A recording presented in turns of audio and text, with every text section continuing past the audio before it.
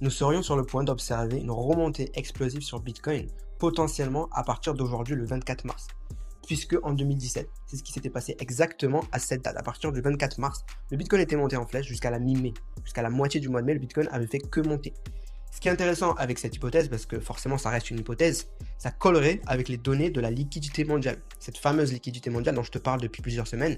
Donc je te rappelle, Bitcoin a une forte corrélation avec la liquidité mondiale. Donc plus la liquidité mondiale, la masse monétaire dans le monde monte, plus le prix du Bitcoin monte. Le truc, c'est qu'il y a un décalage. Le Bitcoin va monter, mais il y a un décalage entre 70 et 100 jours entre le Bitcoin et la liquidité mondiale. Donc la dernière fois qu'on a observé un pic de la liquidité mondiale, c'était en février. Donc on va repartir du point le plus bas de cette liquidité mondiale avant février, c'était c'était environ il y a 70 jours. Et du coup cette liquidité mondiale, il y a toujours un décalage entre 70 et 100 jours entre Bitcoin et la liquidité mondiale. Et du coup, ça voudrait dire qu'on pourrait remonter à partir d'hier. C'est-à-dire que le 23 mars, ça fera 70 jours depuis le bottom du mois de janvier. Donc 70 jours, ça voudrait dire qu'on commencerait à monter. Sinon, si c'est 100 jours, ça serait à partir de fin avril. Donc là, on va voir ce qui se passe avec la liquidité mondiale. Mais en tout cas, il y a plusieurs facteurs qui nous laisseraient croire que ça y est, on remonterait à partir de maintenant pour coller avec la liquidité mondiale.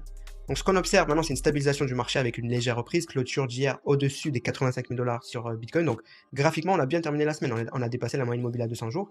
Et on a dépassé même aujourd'hui les 88 000 $ sur Bitcoin. Donc ça permet d'y croire. Le seul bémol, c'est que la guerre commerciale, même si ça s'améliore, même s'il y a du mieux, il y a toujours des doutes, elle est toujours présente. Donc les USA repoussent les tarifs spécifiques du 2 avril pour certains secteurs, mais maintenant ils se concentrent vraiment sur les taxes réciproques en ciblant certains pays, notamment le Venezuela, avec Trump qui menace d'imposer maintenant un tarif douanier de 25% aux pays qui échangent du pétrole avec le Venezuela, simplement parce que, d'après ce que j'ai pu lire, il y a eu beaucoup de migrants vénézuéliens aux USA, et Donald Trump voudrait donc se venger par rapport aux tarifs douaniers. Je ne suis pas un expert, c'est juste ce que j'ai pu lire. Sinon, il y a aussi le UK, le Royaume-Uni, qui a annulé sa taxe contre les GAFA, donc Google, Amazon, Facebook, dans le but d'éviter à tout prix les tarifs douaniers venant des USA. Donc je pense que ce qui se passe, c'est qu'il y a des grosses négociations qui ont lieu en ce moment entre les USA et le Royaume-Uni et l'Union Européenne, etc. Et c'est pour ça qu'il y a des choses qui se passent et il y a des accords qui sont faits. Donc voilà, la guerre commerciale toujours au milieu. On attend d'avoir plus de clarté parce que ça reste quand même assez flou malgré tout. Et il y a du mieux là sur Bitcoin. Si on tient les 85 000 $ avant la fermeture ce soir, donc là ça a l'air de tenir, eh ben on ira minimum cette semaine, je pense, autour des 90 000 $ sur Bitcoin.